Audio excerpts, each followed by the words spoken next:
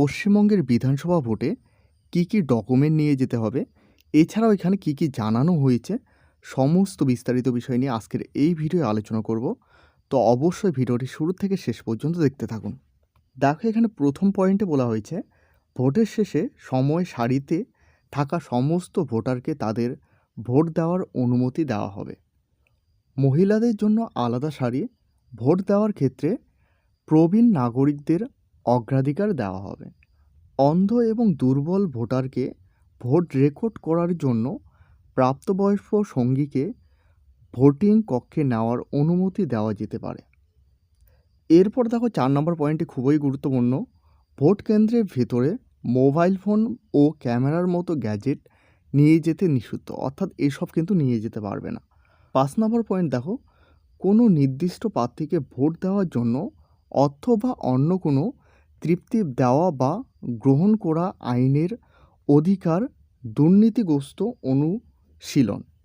Vote কেন্দ্রে শনাক্তকরণের উদ্দেশ্য এই স্লিপ গ্রহণ করা হবে না যে আপনাকে সচিব ভোটার পরিচয় বহন করতে হবে বা কমিশনের দ্বারা 12টি বিকল্প নথির কথা এখানে বলা হয়েছে, এগুলো কিন্তু বহন করতে পারো। অর্থাৎ এখানে নিচে যে 12টি কথা বলা হয়েছে, অর্থাৎ ভোটার কার্ড বা ভোটার পরিচয় আপনার যদি না থাকে, সেক্ষেত্রে এই 12টি কিন্তু এখানে অপশন দেওয়া রয়েছে, সেগুলো কিন্তু নিয়ে যেতে পারো। এটাই কিন্তু এখানে পরিষ্কারভাবে বলা হয়েছে। অর্থাৎ যাদের ভোটার কার্ড নেই এবং স্লিপটি চলে আসছে, দেখতে পাচ্ছ এখানে 12টি নথির কথা বলা হয়েছে। এই 12টি নথির মধ্যে যে কোনো নথি নিয়ে গিয়ে কিন্তু ভোট দিতে পারো। দেখো এখানে প্রথমে কি বলা হয়েছে, আধার কার্ড। এরপর দেখো 2 নম্বর জব কার্ড। এরপর দেখো 3 নম্বর পাসবুক। এখানে দেখতে পাচ্ছ ব্যাংক, পোস্ট অফিস, এসবের কথা এখানে বলা হয়েছে, অর্থাৎ ব্যাংক বা পোস্ট অফিস প্রদত্ত ছবি বা পাসবই।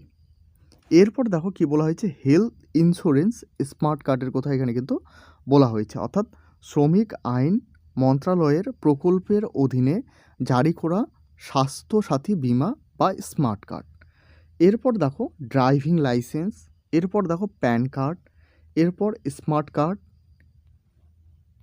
Indian passport. এরপর দেখো পেনশন নথি, service identity card, central state government, PUC, public limited company, অর্থাৎ যে কোনো থেকে এখানে কিন্তু সার্ভিস আইডেন্টি কার্ড হলেই চলবে। অফিসিয়াল আইডেন্টি কার্ড, এমপি অর্থাৎ সংসদ, বিধায়ক, বিধান পরিষদ সদস্য দ্বারা সরকারি পরিচয়, অর্থাৎ এদের কাছ থেকে আইডেন্টি কার্ড ইস্যু করা থাকলেও কিন্তু চলবে। এরপর দেখো প্রতিবন্ধী পরিচয় কার্ড, সামাজিক ন্যায় বিচার ক্ষমতায়ন মন্ত্রণালয়, ভারত সরকার।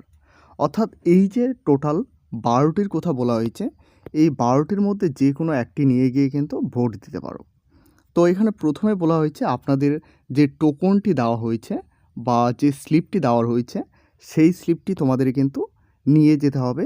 এর সঙ্গে যে কোনো একটি ডকুমেন্ট কিন্তু নিয়ে যেতে হবে। অর্থাৎ এখানে যে 12টি ডকুমেন্ট বলা হয়েছে, এই 12টি ডকুমেন্টের মধ্যে যে কোনো একটি ডকুমেন্ট নিয়ে যেতে হবে।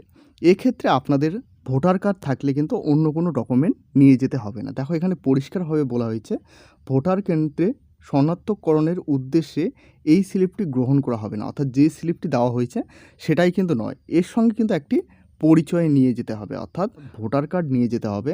কিংবা এখানে যে 12টি নথির কথা একটু আগে বললাম, সেগুলোর মধ্যে যে কোনো একটি কিন্তু নিয়ে যেতে পারো। অর্থাৎ আপনাকে স্লিপটি তার সঙ্গে কিন্তু ভোটার কার্ড নিয়ে যেতে হবে। ভোটার কার্ড না থাকলে কিন্তু 12টি যে নথির কথা বলা হয়েছে, যে কোনো একটি নথি কিন্তু তোমাদের নিয়ে যেতে হবে। তো এই হলো আজকের গুরুত্বপূর্ণ আপডেটটি ভালো লাগলে অবশ্যই একটি লাইক করবে। এই চ্যানেলে প্রথমবার হয়ে থাকলে অবশ্যই চ্যানেলটিকে সাবস্ক্রাইব করে সাথে বেল আইকন প্রেস করতে ভুলবে না। এবং এখনও পর্যন্ত আমাদের হোয়াটসঅ্যাপ গ্রুপ এবং টেলিগ্রাম চ্যানেলে জয়েন না হয়ে থাকলে অবশ্যই সকলে জয়েন হয়ে নেবেন, কারণ সেখানে সমস্ত আপডেট সর্বপ্রথমে দেওয়া হয়ে থাকে। ভিডিওটি শেষ পর্যন্ত দেখার জন্য অসংখ্য ধন্যবাদ।